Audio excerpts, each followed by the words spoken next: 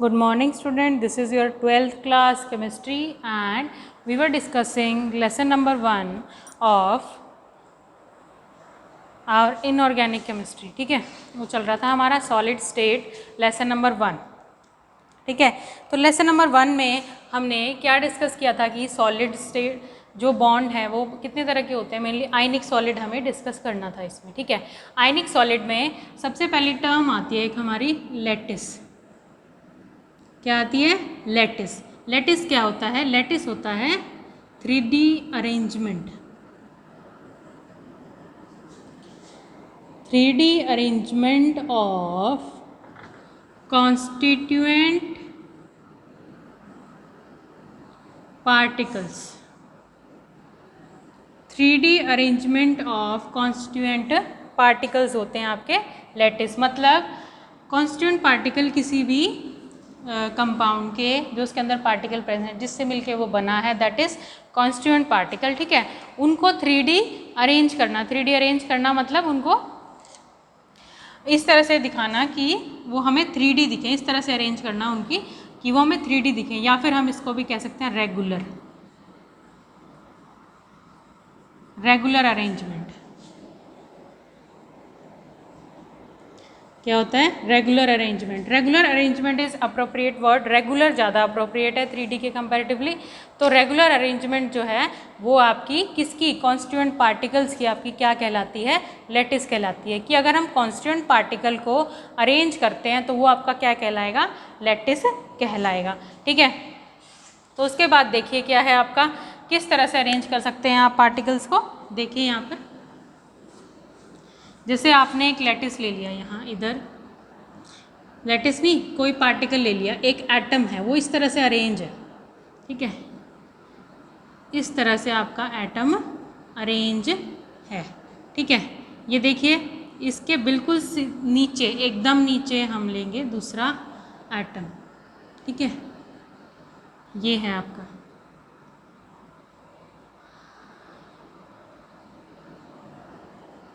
एक तरह से ये ले लीजिए, अगर आपको कोई बॉल पैक करनी है, मान लो आपको बॉल जो आपकी बॉल पैकिंग में आती है, बहुत सारी बॉल्स का बहुत बड़ा बंडल देखा है आपने, वो इस तरह से अरेंज होता है कि कम से कम स्पेस, मतलब 2 बॉल रखी होती है, उनके बीच में जो स्पेस होता है उसमें तीसरी बॉल रखी होती है. अगर मान लो आपको लड्डू भी पैक करने हैं, आपको कहीं पहुँचाने हैं, तो वो लड्डू भी आप इसी तरह से रखेंगे कि पहले कि वो ज़्यादा से ज़्यादा लड्डू पैक हो जाएँ कि छोटी सी स्पेस में. ठीक है, आपको स्पेस कम है. अगर आपको ये करना है कि आपको लड्डू ज़्यादा देने हैं, मतलब लड्डू कम देने हैं और लगे कि वो ज़्यादा है, तो उस तरह से हम इसको अरेंज कर देंगे. यानी कि एक के ऊपर एक रखेंगे तो वो ज़्यादा स्पेस लेंगे, उनके बीच में स्पेस रह जाएगा ना फिर. तो इस तरह से जो अरेंजमेंट होती है एटम की वो कहलाती है आपकी लैटिस. Regular arrangement. ये रेगुलर आ रहा है ना, ये देखिए हर बार पैटर्न जो है वो रेगुलर है. रेगुलर मतलब रिपीट हो रहा है एक ही जैसा. ठीक है, तो ये हो गया आपका लैटिस अरेंजमेंट. लैटिस क्या होता है? Regular arrangement of particles. ठीक है, रेगुलर अरेंजमेंट ऑफ पार्टिकल्स. तो उसके बाद नेक्स्ट आता है आपका यूनिट सेल. नेक्स्ट टर्म आती है आपकी यूनिट सेल. नेक्स्ट टर्म क्या आती है आपकी? Unit cell.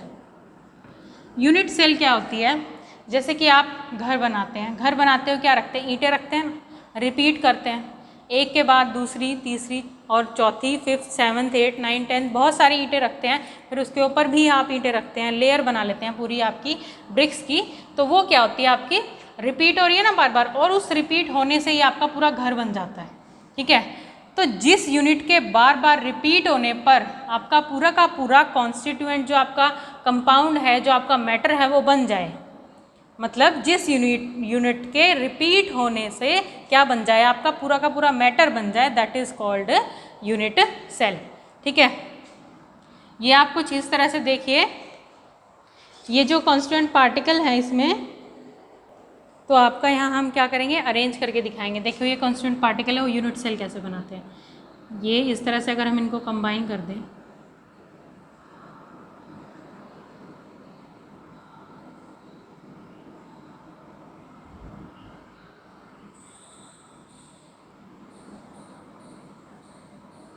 एक तरह से बॉक्स होता है ना जैसे आपका, वैसे अरेंज होंगे ये इस तरह से. ये बॉक्स बनेगा आपका. इसको आप कुछ इस तरह से बना सकते हो, अगर पहले यूनिट सेल इस तरह से बना सकते हो आप। बॉक्स होता है आपका एक, कांस्टेंट पार्टिकल थोड़े और नज़दीक ले आए अगर हम तो, ठीक है, तो वो बॉक्स की शेप में बन जाएगा। मतलब वो जो मैंने बनाया था कांस्टेंट पार्टिकल्स जो हैं थोड़े दूर थे, तो इस तरह का बॉक्स बनेगा आपको। यहाँ पर पार्टिकल ये प्रेजेंट है आपके, ठीक है, रेगुलर अरेंजमेंट होगी, क्यूबिक शेप का बनेगा। मतलब इसकी हर साइड हर एंगल सेम होगा, हर साइड हर एंगल सेम होगा, क्यूब की तरह बनेगा ये, ठीक है। तो ये आपका ये एक यूनिट सेल है, ये बार बार रिपीट होता चला जाएगा, तो वो क्या बन जाएगा आपका, एक पूरा का पूरा मैटर बन जाएगा, ठीक है। अब जो आपके यूनिट सेल हैं, जो आपके यूनिट सेल हैं, यूनिट सेल क्या हो गए, रिपीटेटिव यूनिट लगा सकते हैं आपको, ठीक है, रिपीटेटिव यूनिट ऑफ किसी भी मैटर की, ठीक है। और आपका जो यूनिट सेल है वो कितने पार्ट्स में डिवाइड होता है। यूनिट सेल जो है आपका, जो आपके सिलेबस में है, देखिए ध्यान से, सबसे पहला है आपका यूनिट सेल में क्या है, सिंपल क्यूबिक, या फिर इसको प्रिमिटिव भी बोल सकते हैं आप। प्रिमिटिव इसलिए क्योंकि सबसे पहली अरेंजमेंट ये हुई, ठीक है, प्रिमिटिव अरेंजमेंट भी बोल सकते हैं आप इसको, प्रिमिटिव। उसके बाद जो आपका ये सेंटर्ड आ जाएगा, ठीक है, सेंटर्ड में आपका फेस सेंटर्ड आ गया। उसके बाद आ गया आपका एज सेंटर और बॉडी सेंटर।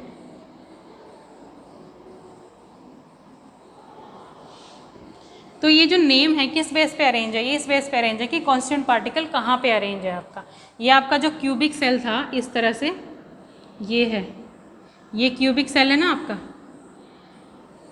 यूनिट सेल लगा लो, क्यूबिक सेल लगा लो, ठीक है। It should be like cube के जैसा हो ये, ठीक है।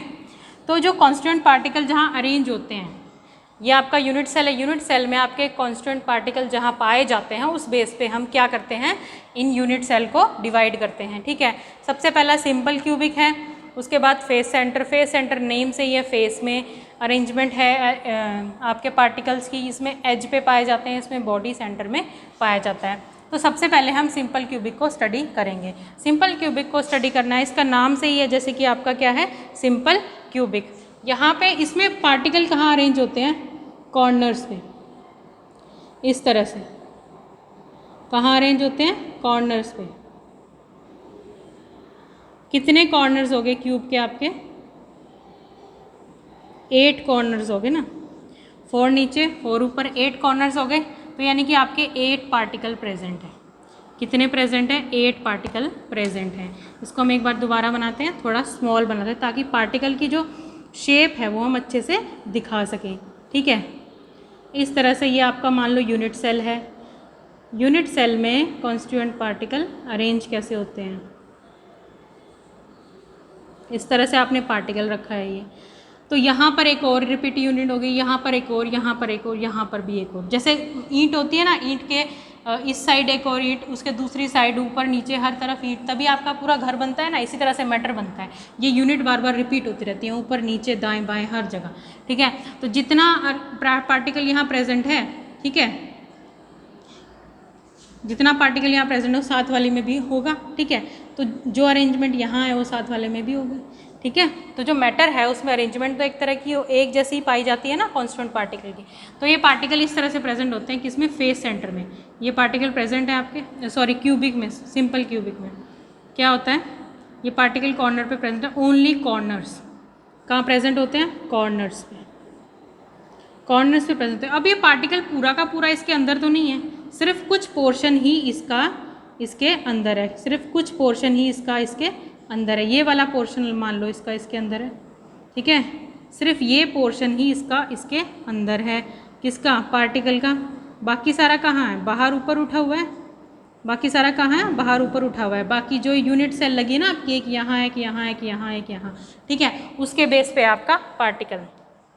तो यहाँ यूनिट सेल लगी हुई है जो, उसमें आ रहा है जो पार्टिकल का बचा हुआ हिस्सा है वो उसके अंदर चला गया। जो यूनिट सेल यहाँ लगी हुई है, इनका जो बचा हुआ हिस्सा है वो उसके अंदर चला गया, इस तरह से आ रहा है। तो इसका कितना हिस्सा आ रहा है? 1/8 पार्ट ही इस यूनिट सेल के हिस्से में आ रहा है। यानी कि इसका 1/8, इसका मतलब कितने हो गए टोटल? ये 8 हो गए। इसको 8 से मल्टीप्लाई करेंगे, टोटल 1 आ गया। यानी कि number of constituent particle in a single unit simple cubic कितना हो गया? 1। एक पार्टिकल प्रेजेंट है किसमें? एक सिंपल क्यूबिक प्रिमिटिव में। ठीक है, दोबारा देखो, पार्टिकल प्रेजेंट है कॉर्नर्स पे। हर एक पार्टिकल इस यूनिट सेल को अपना 8th पार्ट दे रहा है। 8th पार्ट यानी कि 1/8 पार्ट इस एक पार्टिकल का इस यूनिट सेल के हिस्से में आ रहा है, बाकी बचा जो साथ में यूनिट सेल है उनके पास आ रहा है। तो हर एक का 1/8 मिल करके कितना बना? टोटल 1 बन गया। यानी 8 है ना, ये 1 बन गया। तो यानी कि इस यूनिट सेल में एक पार्टिकल प्रेजेंट है। क्या है? इस यूनिट सेल में एक पार्टिकल प्रेजेंट है। ये आपका सिंपल क्यूबिक सेंटर है। क्या किया था हमने? लैटिस। लैटिस क्या है? रेगुलर अरेंजमेंट कॉन्स्टिट्यूएंट पार्टिकल की। यूनिट क्या था? रिपीटेटिव यूनिट कि किस तरह से आपके पार्टिकल अरेंज होते हैं। उसके बाद यूनिट सेल डिवाइड होती हैं सिंपल क्यूबिक में, फेस सेंटर, एज सेंटर और बॉडी सेंटर। 4 तरह की होगी आपकी यूनिट सेल। सिंपल क्यूबिक में क्या था? क्यूबिक है और पार्टिकल कहाँ अरेंज होते हैं? आपके कॉर्नर्स पे अरेंज होते हैं। पार्टिकल्स कहाँ होते हैं? कॉर्नर्स पे अरेंज होते हैं। और हर एक पार्टिकल अपना 8th पार्ट इस क्यूबिक सेल को दे रहा है। ठीक है, तो कितने हो गए टोटल? 1/8 पार्ट एक का, तो 8 का कितना हो गया? 1 हो गया। तो कॉन्स्टेंट पार्टिकल कितने हो गए? 1 हो गए। ठीक है, तो यहाँ तक आपको करना है। Thank you and have a nice day.